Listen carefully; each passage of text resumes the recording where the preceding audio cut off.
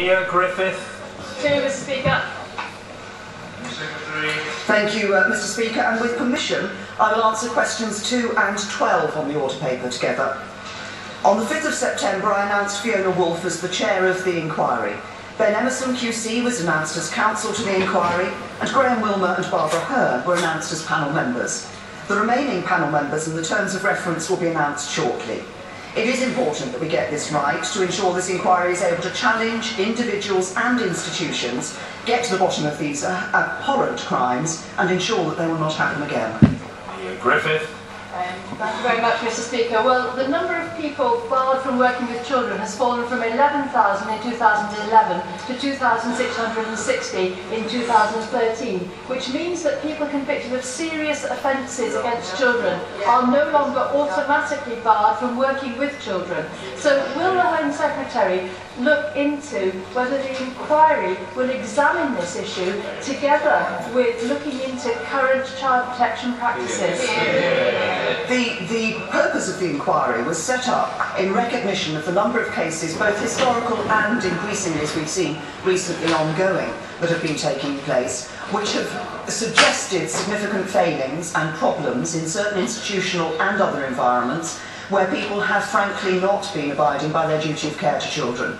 What the inquiry is going to do is to look into those circumstances, to tell us what we need to do in the future to ensure that institutional and state institutional and non-state institutional environments do maintain their duty of care to children, so we don't see these horrific crimes being committed in the future. Dr. Roberta Blackman-Wood. Thank you, Mr. Speaker.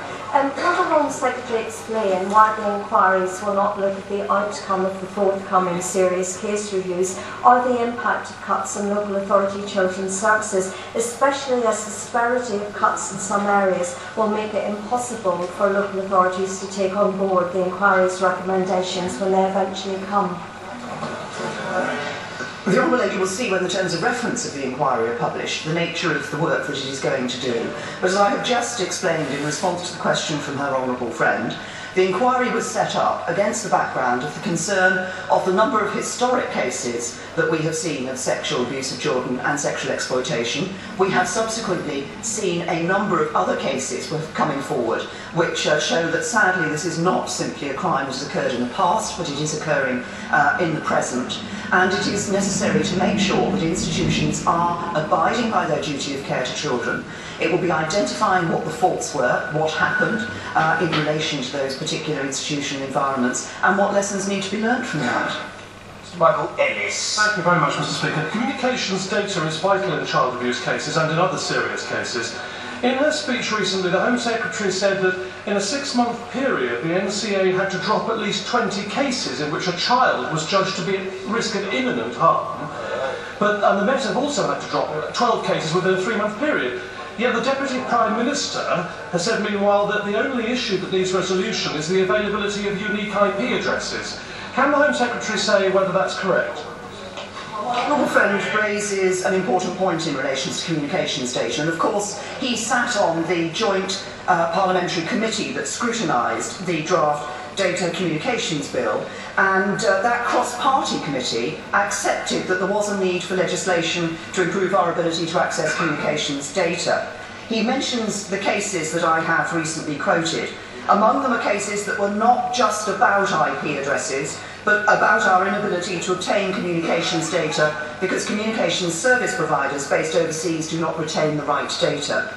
Of the NCA cases I mentioned, 2 were discontinued because of this problem. One of those 2 was a case involving the distribution of indecent images of children. Of the Met cases, my honourable friend mentioned a number. 6 were discontinued because of the lack of retained data. Of those 6 cases, 1 involved posting indecent images and 1 related to child protection, in which there was a threat to life, and 1 was a kidnap where there was a threat to life. And this is the problem that the Communications Data Bill would have addressed. So while we are taking action to address the problem caused by IP addresses, it's not true that the cases I mentioned in my speech were related simply to IP addresses. And even for those cases discontinued because of the lack of a unique IP address, it doesn't mean that if there was such a unique IP address, the case could have been continued, because the scale of the problem means that there will probably be no communications data available for that IP address anyway. So I say across this House and to our coalition colleagues, if they're serious about giving the police the capabilities they need to keep us safe, protect children and save lives, they reconsider their position on the communications data. We are all now better informed, but at somewhat of a cost, and I'm keen to accommodate the interests of backbenchers, to which interest I know the Home Secretary will be profoundly sympathetic. Mr. Mark Pritchard. Thank you, Mr. Speaker. When the terms of reference are published, should they be as wide as possible? And secondly, the Home Secretary will know that I've pushed for some time to try and increase the tariffs of those that abuse children and are involved in paedophilia. I thank my honourable friend, and we are aiming to ensure that the terms of reference are able to cover everything that they need to cover. But I'm sure that all members of this House will recognise that we want this not to be an inquiry that just goes on ad infinitum. Should the terms of reference be too wide, we need to have resolution of these issues, we need to identify the problems and to be able to deal with them, and I note the point that is made. I know he has championed that particular cause for some time. Mr. Ian Paisley.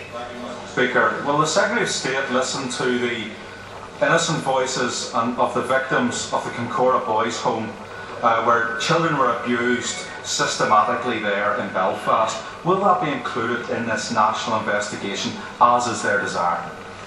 I say to the honourable gentleman that I have received representations in relation to the issue of the Kincora inquiry, and of course Sir Anthony Hart is undertaking an inquiry.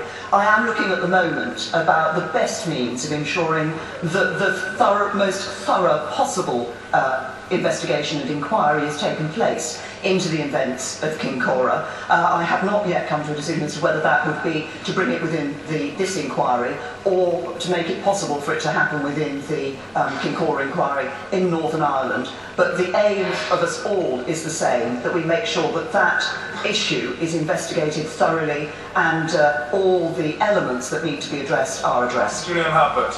Thank you very much, Mr. Speaker. The Home Secretary will be aware of the failure of CEOP in the Project Spade case, where 2,500 names that passed from Canadian police of people buying child abuse images were not looked at. There is a doctor in Cambridge at Addenbrooke's Hospital who was abusing children who was on that list. Had CEOP acted with the powers they already had, a number of children would not have been abused. What does the Home Secretary have to say to those children about the failure of the police under her watch? I have to say to my honourable friend that he's absolutely right to raise a level of concern about the action that was taken in relation to Project Spade and the information that was received from the Toronto Police by CEOP. This is a matter that the NCA have referred to the IPCC, and they are looking into this issue, and obviously I'm sure he, like I, will await with interest the outcome of their inquiry. Diana Johnson. Speaker, now the NCA know of 20,000 people they think are accessing online child abuse, but they lack the resources to follow that up. And many police forces also have a huge backlog, according to the NSPCC. And the Honourable Member for Cambridge just referred to the case of the Cambridge doctor, who was also a deputy head, who had 15 months more in the classroom before conviction because information was not passed on. Now, we currently have separate lists of people suspected of posing a risk to children and of those working closely with children. So can the Home Secretary explain why these lists are not being cross-checked and why last year the police only referred 108 cases to the Disclosure and Barring Service of people who they were concerned about? Honourable Lady quotes a number of figures in her question, and it is right that a significant number of people have been identified as accessing these child abuse images. I think it is true to say, and I have made this point more generally in the past, but I think it is true to say that we are not yet fully aware of the full scope of the nature of the problem of this issue of child abuse in terms of people accessing images, or indeed of child abuse that takes place. And the implications of that. The National Crime Agency have recently made a significant number of arrests, obviously in relation to Operation Notarise, of individuals, and they do operate on a very clear basis of ensuring that they are dealing firstly, for those cases where they consider that there is particular harm to children arising. I think it's right that they should prioritise in that way, but this is an issue that I think is wider than the sort of figures that she has suggested and wider than the response from the National Crime Agency. Ellen Jones. Theresa. Yeah. Mr. Speaker, as its first opportunity,